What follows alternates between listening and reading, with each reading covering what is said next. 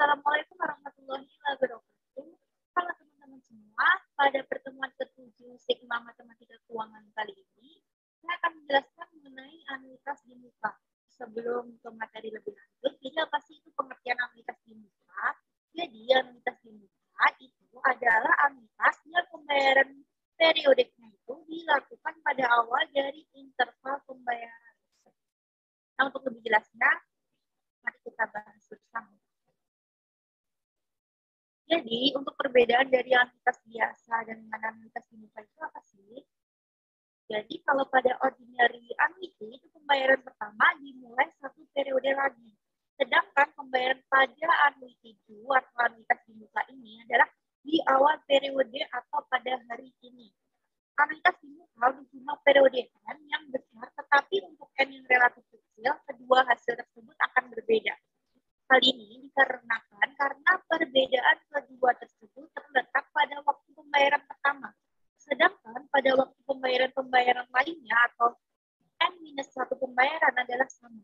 Artinya pembayaran pertama dengan anuitas biasa pada akhir periode 1 adalah sama waktunya dengan pembayaran kedua dengan anuitas di muka pada awal periode kedua dan seterusnya. Jadi, misalkan kalau anuitas biasa itu dibayarkannya minggu depan. Misalnya kalau anuitas biasa itu mulai dibayarnya itu pada bulan depan. Tetapi berbeda dengan anuitas di muka. Anuitas di muka itu pembayarannya dilakukan pada bulan ini. Jadi berbeda 1 bulan dengan anuitas biasa seperti itu. Jadi, jika 12 kali pembayaran bulanan dengan anuitas biasa selesai dalam waktu 12 bulan, sedangkan dengan anuitas di muka selesai dalam waktu 11 bulan. Hal ini kenapa? Karena ya tadi, anuitas di muka itu pembayarannya dilakukan lebih cepat daripada anuitas biasa.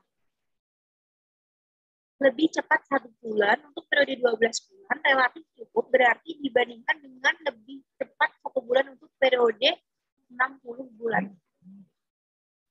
Nah, untuk rumusnya sendiri apa sih? Jadi, rumus dari anuitas di muka untuk nilai sekarang atau present value. Present value dari anuitas di muka itu rumusnya adalah 1 minus 1 plus I pangkat minus N plus 1 dibagi dengan I ditambah dengan 1 dikali dengan A.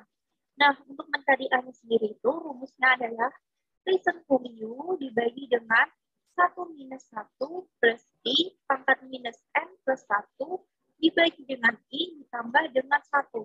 Nah, apa sih itu PV2? Apa itu A, apa itu I, dan apa itu N? Yaitu untuk present value itu adalah nilai di awal periode atau sekarang dari present value anuitas itu. Lalu A itu adalah anuitas atau pembayaran per periode. I itu adalah tingkat bunga per periode, dan N itu adalah jumlah periode. Lalu yang selanjutnya itu ada anuitas di muka untuk nilai yang akan datang atau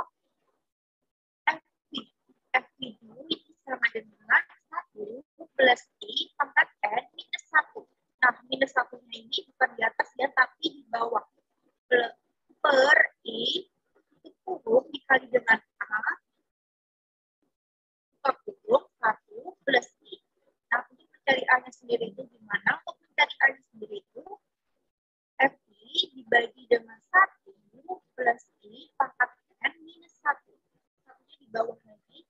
Per I dikali dengan 1 plus I. Nah, FI2 itu adalah nilai di akhir periode atau nilai yang akan datang. Itu value. Kalau A sendiri itu adalah anuitas atau pembayaran per periode. Itu tingkat bunga per periode, dan N itu adalah jumlah periode. Sekian saja penjelasan saya mengenai anuitas di muka. Kurang lebihnya mohon maaf. Wassalamualaikum warahmatullahi wabarakatuh.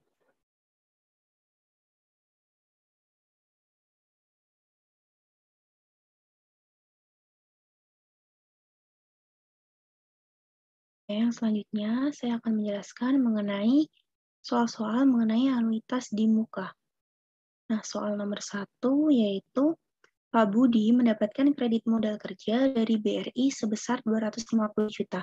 Dengan bunga J12 sama dengan 16%, untuk melunasi pinjaman tersebut, Pak Budi akan mengangsur bulanan yang nilainya sama besar selama 12 kali mulai 1 tahun lagi setelah pinjaman diterima. Berapa besar angsuran bulanan yang harus dibayarkan oleh Pak Budi? Nah, caranya adalah diketahui present value-nya tersebut adalah 250 juta. Dengan I-nya adalah 16% dibagi dengan 12. Hasilnya 0,013. M-nya adalah 12 dan E-nya adalah 12. Nah, diketahui tersebut kita tinggal masukkan ke dalam rumus. PV-nya 250 juta dikali dengan 1 plus 0,013 dipangkatkan dengan 12 dikurangi dengan 1 per 1 minus 1 plus I-nya adalah 0,013 pangkatkan dengan 12 dibagi dengan 0,013 atau I-nya. Hasilnya adalah Rp26.240.411,62. Lalu soal yang kedua yaitu hitunglah nilai sekarang dari aliran kas sebesar 1 juta setiap tahun selama 4 kali yang dimulai 5 tahun lagi jika I-nya adalah 10% PA. Nah, diketahui tadi A-nya adalah 1 juta. M-nya adalah 5, N-nya adalah 4, dan I-nya adalah 10%. Maka kita tinggal masukkan ke dalam rumus tersebut. PV-nya 5 minus 1 atau M dikurangi dengan N.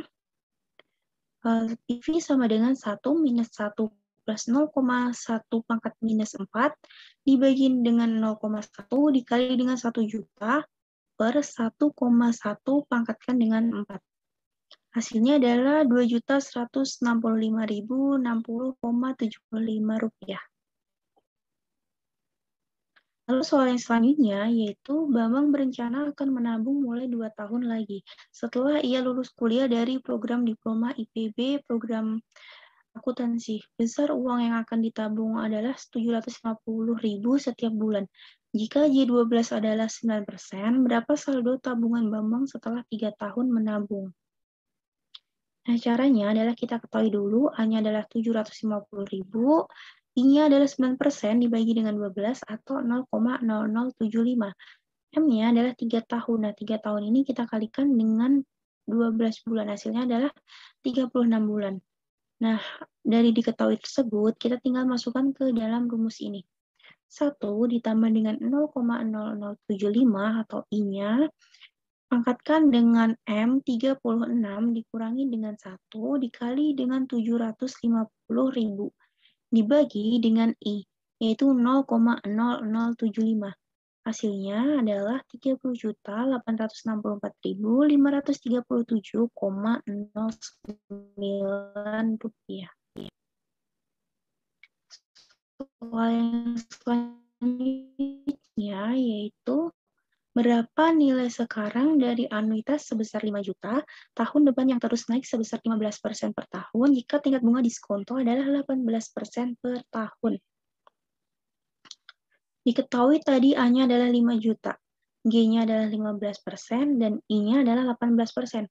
Nah, rumusnya itu adalah A 5 juta dibagi dengan I dikurangi dengan G, yaitu 18% dikurangi dengan 15%. Hasilnya adalah 166.666.000,7 rupiah.